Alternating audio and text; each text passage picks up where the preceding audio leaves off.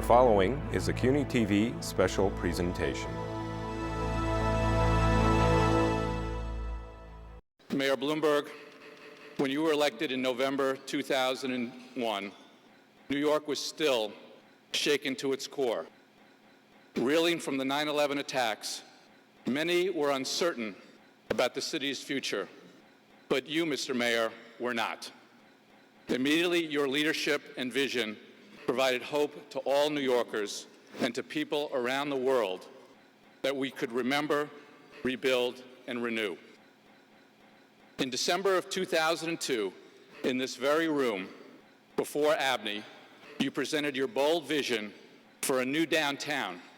In that speech, you said, and I quote, "The time has come to restore Lower Manhattan to its rightful place as a center of innovation and to make it a downtown for the 21st century."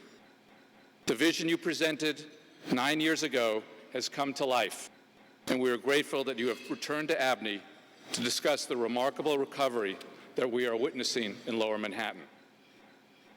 As we begin this solemn week, when our thoughts turn to the tragedy of September 11th of 2001, we are grateful to be here this morning to reflect on how far we have come and the exciting future that lays ahead for Lower Manhattan. Ladies and gentlemen, please welcome Mayor Michael R. Bloomberg. Thank you. Good luck. Thank you. Please have a seat. Well, good morning, and Bill, thank you for that kind introduction. Thank you for coming, all of you, and I want to thank Abney in particular for sponsoring this breakfast. Some of you may not know that Bill's father, Lou, founded Abney in the early 1970s when New York City was struggling with problems that were growing worse by the day. But because people like Lou and his brother Jack never gave up, because community leaders in every borough banded together to revitalize their neighborhoods, and because Mayors Koch, Dinkins, and Giuliani and Governors Carey, Cuomo, and Pataki provided strong and determined leadership, New York wrote a comeback story that became the envy of cities nationwide. And yet, in one September morning, 10 years ago this coming Sunday, that story was suddenly, utterly, and terribly changed. The skyline that we had built came crashing down around us. The progress we had made came to a halt, and life as we knew it came to an end.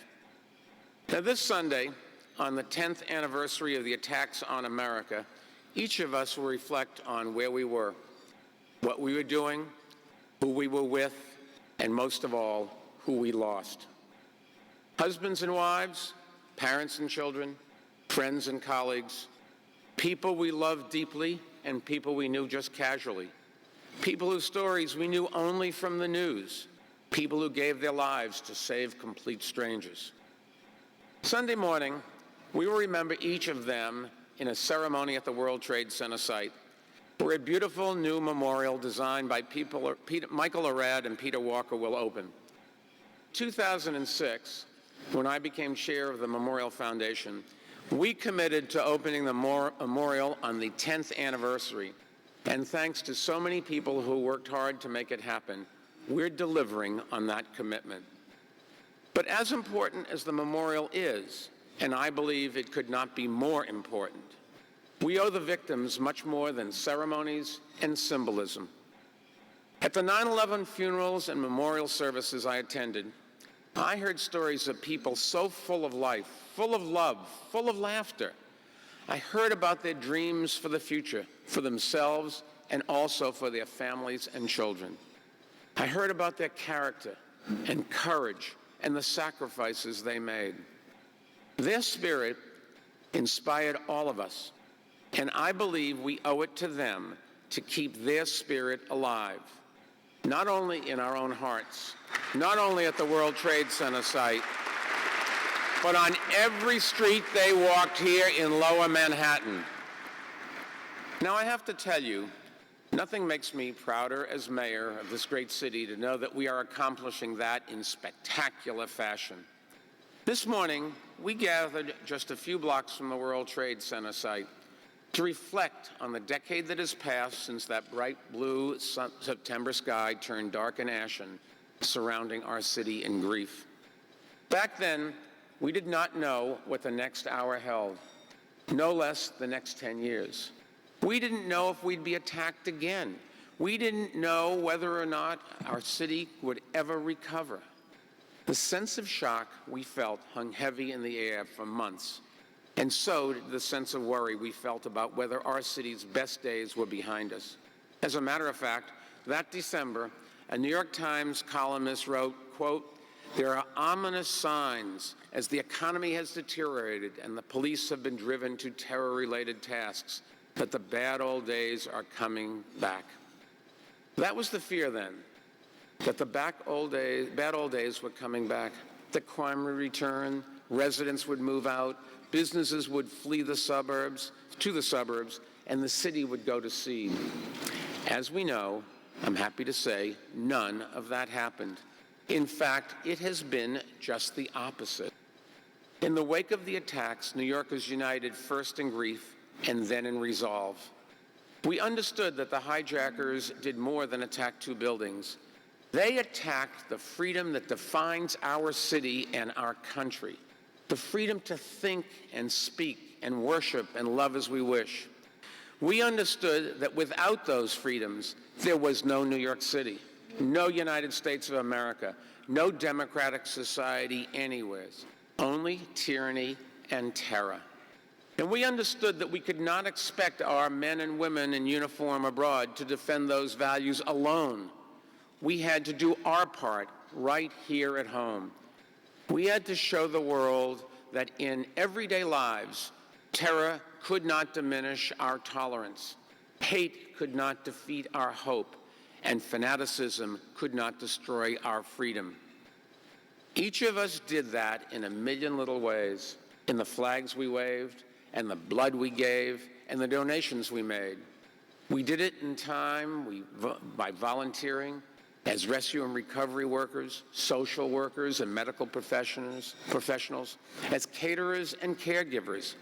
We did it in a way we treated each other with a newfound sense of solidarity. People of every color, of every country on earth, speaking every language, practicing every religion, holding every belief.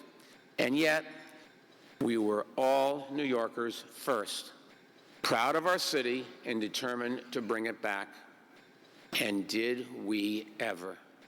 Over the past decade, New York City has come roaring back faster and stronger than anyone thought possible. And with the biggest cuts in crime, the biggest growth in population, and the biggest investments in commercial development have all happened right here in Lower Manhattan. Now, as we look back on the past decade, and as the picture of what has happened here comes into sharper focus, I believe the rebirth and revitalization of Lower Manhattan will be remembered as one of the greatest comeback stories in American history. And I believe it will stand as our greatest moment. To those we lost on 9/11, and to our unshakable faith in the moral imperative of protecting and preserving a free, open, democratic society. With every new resident that moves downtown, with every new business and house of worship that opens its doors, with every new student that enters a classroom, we honor the spirit of those we lost that day. We honor the values that define our city, and we honor the Constitution that sustains our great nation. The transformation of Lower Manhattan has been an enormous team effort, with the city, state, and federal governments working together, investing together, and forming partnerships with the private sector. To fully appreciate the scale of the effort, you have to experience it for yourself. So this morning, I'd like to ask you to join me on a virtual walking tour of an area that over the past decade has become a real neighborhood, just as we had hoped when our administration laid out a new vision for Lower Manhattan in 2002, as Bill said. Our goal was to turn a financial district that had become a ghost town after 6 p.m. into a vibrant and dynamic 24/7 community. We believed that if we could create new housing, new schools, new parks, and new infrastructure, we could attract new residents and new businesses. And as we'll see on the tour, they've come in droves. So let's get started. Take a look at the TV. Let's begin by making a right on Wall Street and walking a few doors down to a little shop called Mina's Shoe Repair. Mina Polychronakis had a shop in the World Trade Center 25 years ago. When the attacks came, he lost friends and customers, but not his faith in the community that he had helped build. Mina never gave up on Lower Manhattan, and in 2003, he found new space here on Wall Street. Through the ups and downs of the markets, Mina has made it. He's a 9/11 survivor in every sense of the word, and because of people like Mina, and because of so many entrepreneurs and CEOs who believed in downtown's future, there are now more businesses operating in Lower Manhattan than there were on September 10th, 2001. Baby stores, grocery stores, wine stores, home furnishing stores, and startup companies of every kind. All right, let's keep walking to visit one of those startups. In 2009, we created a small business incubator in partnership with Abby called The Hive at 55 Broad Street. It's a place for entrepreneurs to get their ideas off the ground. And some of them have already outgrown the incubator and are now renting their own space. Let's meet one of those entrepreneurs right now. Hi, I'm Amy Bennett. I'm one of the co-founders of Shopkeep.com. We're a web-based point-of-sale company. Been in business about 3 years. We turn any computer into a fully functioning point-of-sale. We located our company in the financial district of Manhattan. We found Lower Manhattan to be a great place to do business. A lot's happened in 10 years. For a small startup, it actually couldn't have been a better place to start. Since we're a startup technology company, we found the access to investors down here to be really valuable. And we have access to talent. And there are some incredibly talented developers who live and work and play in downtown Manhattan. Thanks, Amy. Digital media startups are growing side by side with longtime downtown businesses like J&R. And later today, the City Council will hold a hearing on a zoning resolution that will allow a downtown icon, the Century 21 department store, to expand by 3 more floors. Century 21, for those of you that don't know, is located directly across the street from the World Trade Center site. And 10 years ago, many wondered whether it could survive. But it reopened less than 6 months after the attack, and today it's not only surviving, it's not only expanding, it's even opening a new store on the Upper West Side. It's impossible to talk about the new small businesses in Lower Manhattan, though, without talking about something we all depend on, all the new restaurants, pubs, and cafes. So let's take a walk over to the oldest paved street in the city, Stone Street. In 2001, Stone Street was a dark and desolate back alley with nice cobblestones, but not much else. Today, it is one of the liveliest outdoor dining scenes in the city, with more than 10 new restaurants, bars, and cafes employing nearly 500 people. Stone Street owes its success to many people, including Mayor Giuliani and the Downtown Alliance, who put in those cobblestones. But the person who deserves a lot of the credit is a guy who grew up working in his father's Harry's restaurant here in Lower Manhattan, Peter Poulakakis. In 2002, Peter and his partners opened a coffee shop and a pastry shop on Stone Street, followed by an Irish pub the next year. Only in New York could a guy named Poulakakis open an Irish pub. But we're glad he did, and Stone Street is now a downtown restaurant row. Lower Manhattan is full of new restaurants and bars because it is full of new restaurants and new residents. Over the past 10 years, the number of people living in Lower Manhattan has nearly doubled. In fact, Lower Manhattan has added more people over the last 10 years than Atlanta, Dallas, and Philadelphia combined. In 2001, no one could have believed that that would happen. There are now more people living in Lower Manhattan than at any time since 1920, and many of them are in new housing that has been created through a combination of public and private investment. For example, let's head to the corner of Greenwich and Murray Street, where the city and the Lower Manhattan Development Corporation helped make possible a new residential tower, with 77 affordable apartments and 220 market-rate condos, as well as a new Whole Foods, Bed Bath & Beyond, and Bank of America.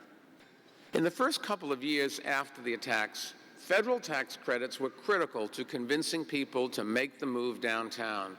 But when those credits expired, the good news is people kept coming. Why? Well, let's ask someone. My name is Lee Devine. I live downtown. We've been living down here since 2002. We moved down here after 9/11. A lot of people who live down here, came down here after 9/11, or even a lot of families who stayed, have really put in their roots here. They have gotten involved in the community. There's a lot of new schools. There's a lot of growth. I think they even have called the financial district the diaper district, and it's very true.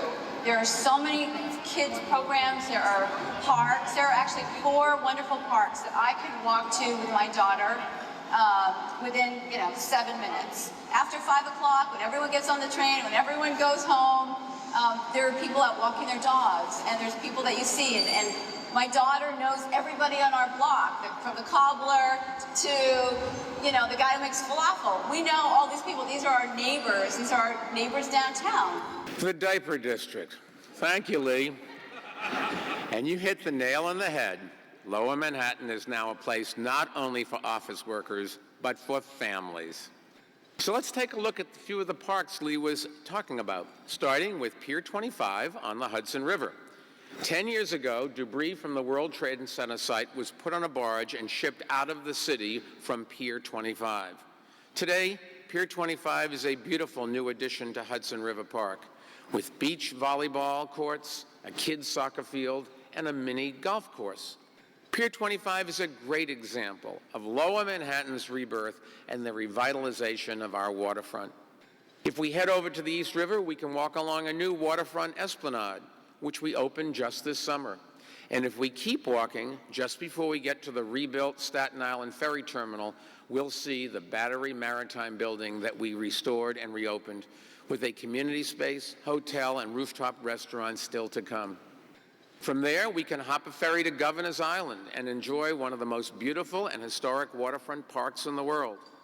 How many of you have not been to Governor's Island? You gotta go. You can picnic, ride a bike, tour the forts, see public art, and hear live music. 10 years ago, none of that was possible.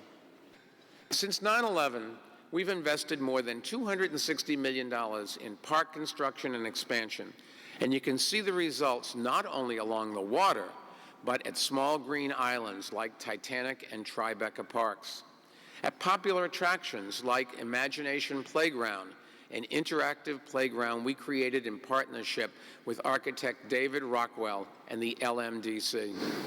We built all of these parks because parks are magnets for people. But for Lower Manhattan to become a magnet for families, we also needed to create more first-rate schools. So let's stop by 2 of our new public schools, starting with Millennium High School. The Department of Education opened Millennium High School in 2002 with critical support from private donors. Today, it is one of the highest performing high schools in the city, with A's on its progress reports and a graduation rate of 99%. Since 9/11, we've opened a number of new schools downtown and added more than 4,000 new classroom seats. And this week, the newest school is opening in the stunning new Frank Gehry building just east of City Hall. At 76 stories, it is the tallest residential building in the Western Hemisphere. And having a school at its base makes it an even more powerful symbol of Lower Manhattan's rebirth. I'm glad to say that Frank is with us here today. Frank, you are a genius, and thanks for everything you do for this city.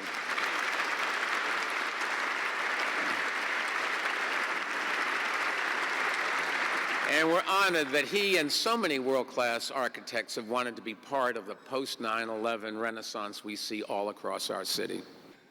Now, let's keep walking. And as we do, keep in mind that much of what is new in Lower Manhattan is actually beneath your feet. Over the past 10 years, we've invested $165 million in restructuring streets and $127 million replacing 20 miles of water mains, some of which were 100 years old. That infrastructure is crucial to attracting private sector investment. It may not be sexy or even visible, but it's critically important to our future. As we walk north, we'll pass the reconstructed Columbus Park in Chinatown, where Chinese immigrants continue to come to find opportunity, and where New Yorkers and tourists continue to come to find great soup dumplings and dim sum. Sorry, dim sum's not included on this tour. And we'll now head over to an organization that, though less than 10 years old, is already an international institution, the Tribeca Film Festival. In the wake of the attacks, Robert De Niro, Jane Rosenthal, and Craig Hatkoff founded the festival to help spur our economy and cultural revitalization downtown. And has it ever? It's pumped hundreds of millions of dollars into our economy, and it's put Lower Manhattan on the map as a community for filmmakers and artists of every kind. Today, our film and TV industry is stronger than ever, and there is more space devoted to arts and culture in Lower Manhattan than there was on September 10th, 2001. Places like Poets House in Battery Park City. Now, let's make our way back downtown, past some of the 19 new hotels that have opened since 9/11 to our final stop, the World Trade Center site. 10 years ago this Sunday, this became the scene of the biggest rescue and recovery effort in American history. And thanks to thousands of people who toiled at the site day and night for months on end, the site was cleared sooner than anyone had believed possible. The men and women who worked on the site did so out of love of country and out of love of our city. These heroes put aside concerns for their own health, and we must never forget that. We must never forget them. And we must always be there for them when they need us.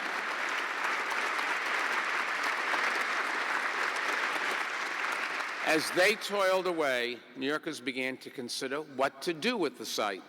There were many different ideas and many strong opinions. Some believed that the entire site should become a memorial. Others did not think anything should be built because the market for downtown office space had collapsed. But we had a responsibility to look out not 1 year, not 1 decade, but hundreds of years. We had to design a memorial that would stand the test of time and design the space that our city would need to grow and prosper. And I believe that history will record that we accomplished both. Of course, the rebuilding of the site has not been easy, far from it.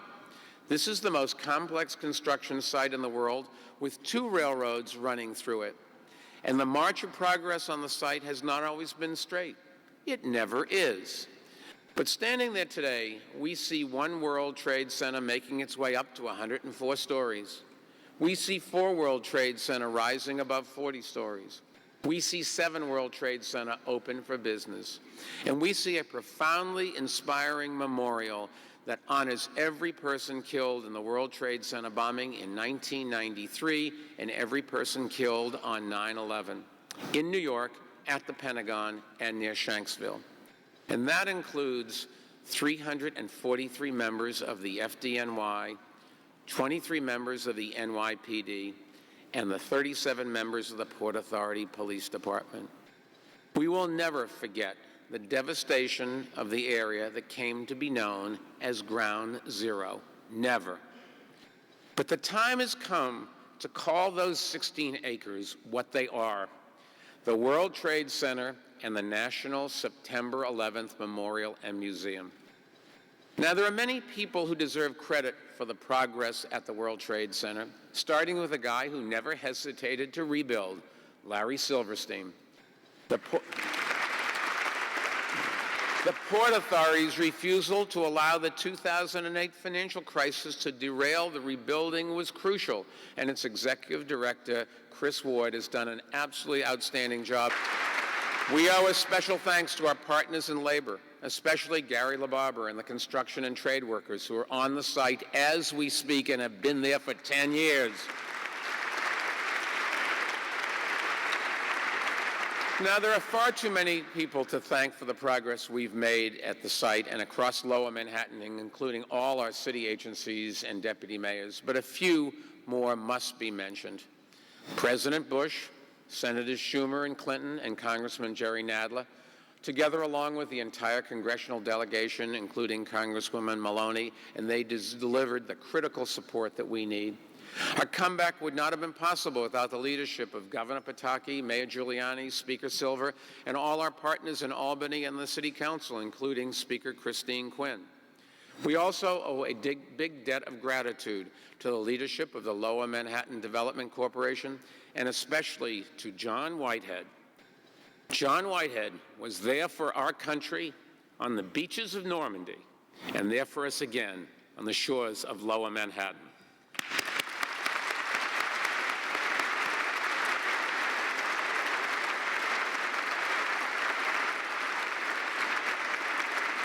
Now, the list could go on forever. Joe Daniels and all those who have supported the Memorial and Foundation, the Downtown Alliance, the members of Community Board 1, and all the business leaders who committed to Lower Manhattan, especially Ken Chenault and American Express, and Seth Waugh and Deutsche Bank, and Hank Paulson and Goldman Sachs, all of which built their new headquarters here. The businesses and people who moved to Lower Manhattan did so knowing that the area would remain a terrorist target. But they refused to live in fear, and they knew that New York City has the finest police department in the world. And over the past decade, thanks to the leadership of Police Commissioner Ray Kelly, we have built the best counterterrorism operation of any police force in the world, which has thwarted at least 13 potential terrorist attacks on our city. And let me be very clear. We will continue doing everything possible to prevent another attack and keep New Yorkers safe. Now, of course, we do not know what the next 10 years will bring, or even the next 10 days. But we have turned a corner. We know that. And no matter what happens, earthquake, hurricane, or any other disaster, we know how we will respond. Over the next 10 years, come hell or high water, I fully expect that Lower Manhattan will continue to grow as a neighborhood, as a business district, as a creative community, and as a destination for visitors. There will be more parks and recreation, more housing and schools, more shops and transit, more world-class architecture, more arts and culture, including, I hope, a beautiful new performing arts center at the new World Trade Center site. And most of all, as New Yorkers from Chinatown to Cambria Heights continue to feel the effects of the national recession, there will be more jobs for more people on every step of the economic ladder. Now, as we leave the World Trade Center site, let's head across the street and make one final stop. St. Paul's Chapel. St. Paul somehow or other escaped the terrorist attacks unharmed. Not one window was even cracked. In the weeks and months that followed, thousands of people descended on St. Paul's to post expressions of their grief, to help support the recovery workers and help get our city back on its feet. By standing strong for us in our hour of need, St. Paul's became more than a house of worship and more than a shrine to those we lost. It became a symbol of the resilience and resolve that has defined our city and country since its earliest days. On April 30th, 1789, when George Washington walked from Federal Hall to St. Paul's Chapel on the day of his inauguration as President of the United States, he did not know what lay ahead for our land. But he had faith in the spirit of the American Revolution. He had faith in the principles of the American Constitution. And he had faith in the strength of the American people. Over the past years, we have kept that same faith, even in our darkest hours. We have kept faith in our city, in our country, and in each other. And we have kept faith in our civic values, remembering that here in Lower Manhattan, the city's oldest neighborhood, where Jews and Catholics and others were once unable to congregate openly, we honor our nation's founding ideals and those who have fought and died under our flag. by ensuring that freedoms can be fully and equally expressed by everyone.